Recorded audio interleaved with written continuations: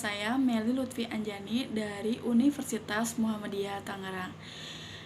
Di video kali ini saya ingin menjelaskan tentang sistematika usulan penelitian skripsi secara kuantitatif dan kualitatif. Metode penelitian kuantitatif adalah metode yang lebih menekankan pada aspek pengukuran secara objektif terhadap fenomena sosial. Nah, yang pertama itu ada latar belakang masalah. Latar belakang masalah ini biasanya berisi uraian deduktif diakhiri dengan uraian induktif, yaitu alasan mengapa masalah dalam penelitian itu ingin diteliti. Lalu ada identifikasi masalah. Identifikasi masalah di sini yaitu suatu masalah yang dapat dinyatakan dalam kalimat tanya atau kalimat tujuan. Lalu ada rumusan masalah dan batasan masalah. Rumusan masalah di sini bisa dapat dinyatakan dalam bentuk kalimat tanya. Contohnya itu, apakah variabel X berpengaruh terhadap variabel Y? Dan batasan masalah di sini hanya menjelaskan variabel independen atau dependen. Tujuan dan manfaat penelitian. Tujuan penelitian di sini biasanya untuk mengetahui pengaruh variabel X terhadap variabel Y. Manfaat penelitian di sini biasanya ada dua, yaitu manfaat teoritis dan manfaat praktis. Manfaat teoritis yaitu di mana kita memberikan masukan sebagai bahan referensi. Sedangkan manfaat praktis yaitu manfaat yang menerapkan pengetahuan terhadap masalah yang dihadapi secara nyata. Yang B ada tinjauan pustaka. Tinjauan pustaka ini berisi uraian teori atau rujukan yang memberikan argumentasi teoritik terhadap konsep-konsep yang menjadi fokus penelitian hipotesis jika ada. Lalu yang C ada metode penelitian. Yang pertama itu ada batasan konsep dan definisi operasional variabel, yaitu memberikan tolak ukur atau parameter suatu variabel penelitian diukur. Yang kedua, ada validitas dan reliabilitas instrumen penelitian. Reliabilitas dan validitas ini merupakan syarat mutlak yang harus dipenuhi, karena kedua elemen tersebut akan menentukan kualitas hasil penelitian. Nah, yang ketiga ini ada pengumpulan data, yaitu memberikan penjelasan teknik pengumpulan data yang digunakan. Nah, teknik pengumpulan data penelitian kuantitatif ini dapat dilakukan dengan menggunakan instrumen penelitian berupa tes atau kuesioner. Yang keempat itu ada populasi, sampel, dan teknik pengambilan sampel, yaitu memberikan penjelasan yang menjadi satuan populasi, sampel, jumlah populasi, dan sampel serta teknik pengambilan sampelnya.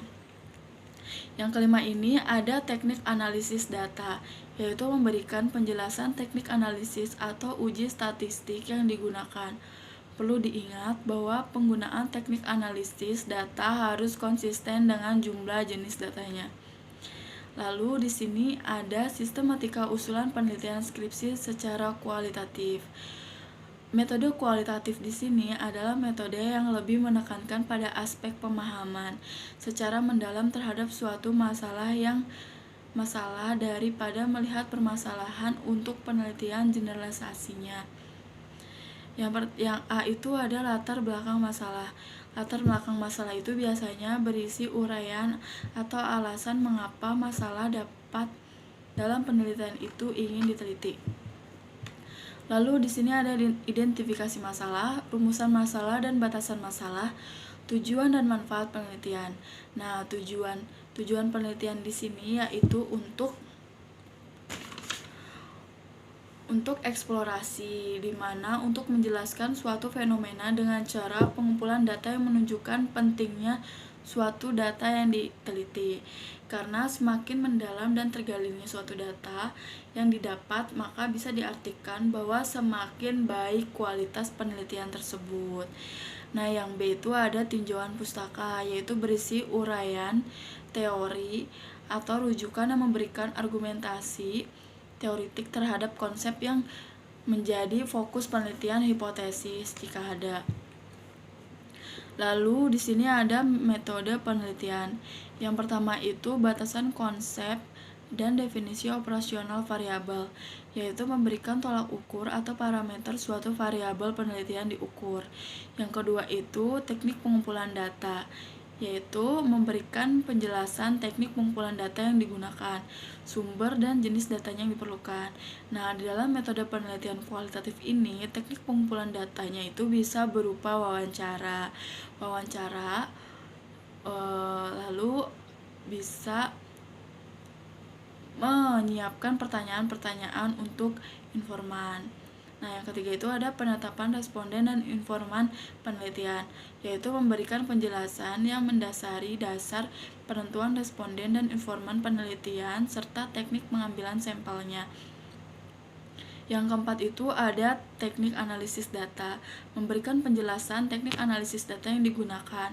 Perlu diingat bahwa penggunaan teknik analisis data harus konsisten dengan jenis datanya.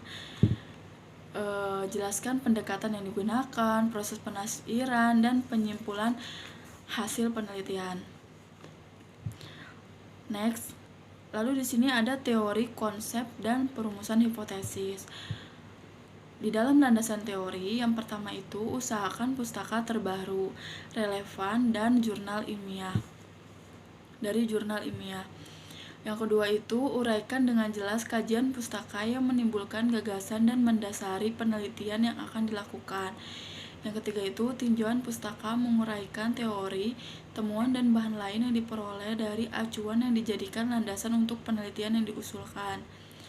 Yang keempat itu uraian tinjauan pustaka menjadi landasan untuk penyusunan kerangka atau konsep yang akan digunakan dalam penelitian. Dan yang terakhir itu tinjauan pustaka mengacu pada daftar pustaka. Nah, di dalam landasan teori ini terdapat manfaat landasan teori. Yang pertama itu untuk memperdalam pengetahuan tentang bidang yang diteliti. Lalu yang kedua mengetahui hasil penelitian yang berhubungan yang sudah pernah dilaksanakan. Dan terakhir itu untuk memperjelas masalah penelitian. Di dalam penulisan sumber catatan terdapat format dasar teks. Yang pertama itu ada teks, nama keluarga pengarang, dan tahun terbitan. Lalu yang kedua itu nama pengarang teks atau tahun terbitan. Di dalam landasan teori terdapat grand teori dan penelitian sebelumnya. Penulisan sumber catatan atau nama belakang dan tahun. Contohnya, kepemimpinan adalah kegiatan mempengaruhi orang lain agar ikut serta dalam pencapaian tujuan umum, atau Cons dan O'Daniel 2008. Nah, di sini tertera jelas ya nama dan tahun penerbitnya. Nah, sama seperti ini, Mayangsari tahun 2002 menunjukkan bahwa kualitas audit dapat dipromosikan dengan spesialisasi industri auditor. Next. Nah, di sini terdapat adanya kerangka konsep, di mana paradigma penelitian merupakan pola pikir yang menunjukkan hubungan antara variabel yang akan diteliti. Paradigma sederhana yang menunjukkan pengaruh dan hubungan antara variabel X dan variabel Y. Nah, di sini itu kerangka konsep di sini itu variabel X ini berpengaruh tidak terhadap variabel Y atau sebaliknya.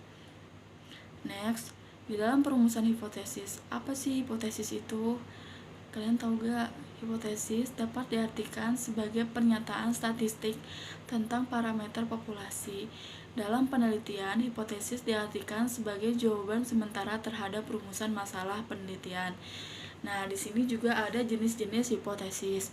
Jenis-jenis hipotesis itu ada hipotesis tanpa arah dan hipotesis berarah. Apa sih hipotesis tanpa arah itu? Hipotesis tanpa arah itu adalah hipotesis yang diajukan dan dirumuskan oleh penelitian tampak belum jelas, belum tegas bahwa independen berpengaruh terhadap dependen. Contohnya itu kualitas audit mempengaruhi kualitas laporan keuangan. Yang kedua, jenis hipotesis berarah. Jenis hipotesis berarah yaitu hipotesis yang diajukan peneliti di mana peneliti sudah mengajukan dengan tegas adanya keterkaitan atau hubungan antara variabel independen dengan variabel dependen. Contohnya, kualitas audit berpengaruh positif pada kualitas laporan keuangan. Kualitas audit berpengaruh negatif pada kualitas laporan keuangan. Nah, di sini tertera jelas ya, kualitas audit berpengaruh positif atau negatif pada kualitas laporan keuangan. Next. Di sini ada hipotesis statistik. Hipotesis statistik ini adanya pengaruh antara parameter populasi, reduksi ukuran sampel, sehingga membuat generalisasi sama dengan menguji hipotesis statistik. Next. Dalam statistik dan penelitian terdapat dua macam hipotesis, yaitu hipotesis nol dan alternatif. Apa sih hipotesis nol dan alternatif itu? Hipotesis nol dapat diartikan sebagai tidak adanya perbedaan antara parameter dengan statistik, atau tidak adanya perbedaan antara ukuran populasi dan ukuran sampel. Dengan demikian, hipotesis yang diuji adalah hipotesis nol, karena memang penelitian tidak menerapkan adanya perbedaan data populasi dengan sampel. Sedangkan hipotesis alternatif adalah lawannya hipotesis nol, yang berbunyi adanya perbedaan antara data populasi dengan data sampel. Next. Hipotesis nol menyatakan tidak ada. Yang pertama, tidak adanya hubungan antara satu variabel dengan variabel lain. Yang kedua, tidak adanya perbedaan antara satu variabel atau lebih dengan populasi atau sampel yang berbeda. Dan yang terakhir, tidak adanya perbedaan antara yang diharapkan dengan kenyataan pada satu variabel atau lebih untuk populasi atau sampel yang sama. Hipotesis alternatif menyatakan adanya perbedaan atau hubungan. Di sini ada bentuk rumusan hipotesis. Yang pertama itu ada hipotesis deskriptif. Apa sih hipotesis deskriptif itu? Hipotesis deskriptif adalah dugaan tentang nilai suatu variabel mandiri, tidak membuat perbandingan atau hubungan. Sebagai contoh perumusan masalah, yang pertama itu seberapa tinggi daya tahan lampu merek X. Yang kedua itu seberapa tinggi produktivitas padi di Kabupaten Klaten. Yang ketiga, berapa lama daya tahan lampu merek A dan B. Dan terakhir itu seberapa baik gaya kepemimpinan di lembaga X. Dari tiga permasalahan di atas, maka dirumuskan hipotesisnya, yaitu daya tahan lampu merek X sama dengan 800 juta. Yang kedua, produktivitas di Kabupaten Klaten 8 ton atau hektar. Dan yang ketiga, daya tahan lampu merek A sama dengan 450 jam dan merek B sama dengan 600 jam. Gaya kepemimpinan di lembaga X telah mencapai 70% dari yang diharapkan. Next. Di dalam statistik yang digunakan untuk menguji hipotesis deskriptif, yaitu ada jenis atau tingkatan data dan teknik statistik yang digunakan untuk pengujian.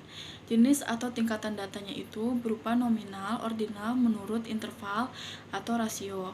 Nominal, teknik statistik yang digunakan untuk pengujiannya itu berupa tes binominal dan chi-kuadrat atau chi-square atau sampel.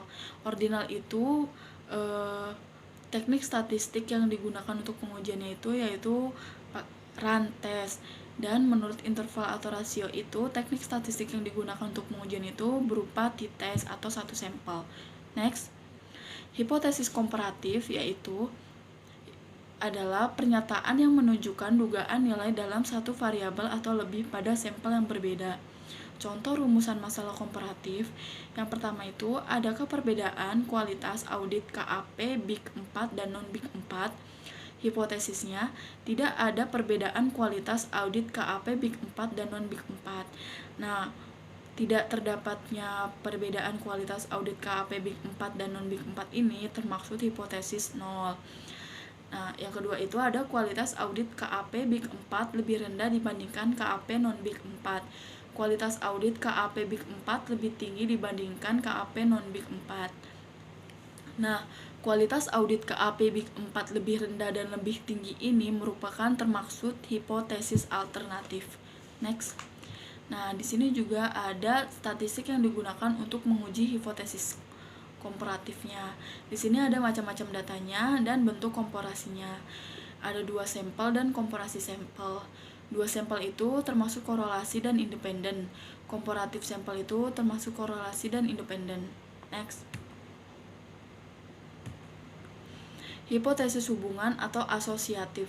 Hipotesis asosiatif adalah suatu pernyataan yang menunjukkan dugaan tentang hubungan antara dua variabel atau lebih.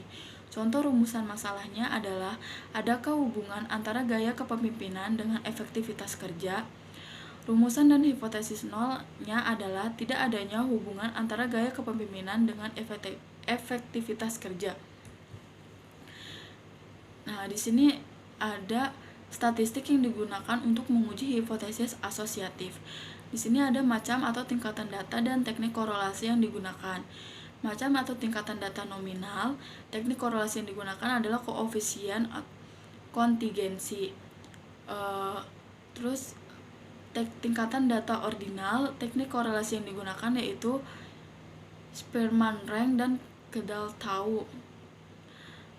Lalu tingkatan data interval dan rasionya, teknik korelasi yang digunakan yaitu person product moment, korelasi ganda, korelasi parsial. Next, hipotesis kausal atau sebab akibat. Hipotesis kausal adalah suatu pertanyaan yang menunjukkan dugaan tentang pengaruh dua variabel atau lebih. Contoh rumusan masalahnya adalah, apakah gaya kepemimpinan mempengaruhi efektivitas kerja? Rumusan dan hipotesis nolnya adalah gaya kepemimpinan berpengaruh positif pada efektivitas kerja. Nah, demikian penjelasan presentasi dari saya. Kurang lebihnya mohon maaf. Jangan lupa di-subscribe, like, dan komen.